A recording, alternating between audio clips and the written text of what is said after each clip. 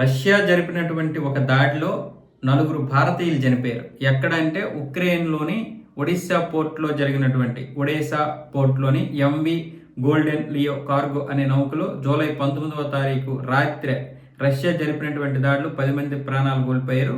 అందులో 17 మంది ఉన్నారు. అందులో 5 భారతీయులు, మిగతా వాళ్ళు ఏమొచ్చేసి ఉక్రెయిన్కి చెందినటువంటి వారు, ఇతర దేశాలకు చెందినటువంటి వారు ఉన్నారు. ఈ 17 మందిలో 5 భారతీయుల్లో అందులో 10 మంది చనిపోతే అందులో 4 భారతీయులే చనిపోయారు. అంటే ఒక్క భారతీయుడే మిగిలాడు. దీని గురించి ఇప్పుడు మన విదేశాంగ శాఖ రష్యాకి గట్టి వార్నింగ్ ఇచ్చింది. ఇక్కడ జల స్వేచ్ఛ రవాణా అనేది ఒకటి ఉంటుంది. దాన్ని దృష్టిలో పెట్టుకొని మీరు దాడులు చేయాలి. పైగా ప్రజా రవాణా మీద, ప్రజల మీద దాడులు చేయడం కరెక్ట్ అయిన పద్ధతి కాదు. మా యొక్క దేశ పౌరుల్ని కాపాడుకోవడం మాత్రమే కాదు, జలాల్లో ప్రయాణిస్తున్నటువంటి ప్రతి పౌరుడి యొక్క రక్షణ కూడా అన్ని దేశాలకి ముఖ్యమే. దీన్ని దృష్టిలో పెట్టుకొని దాడులు చేయాలి.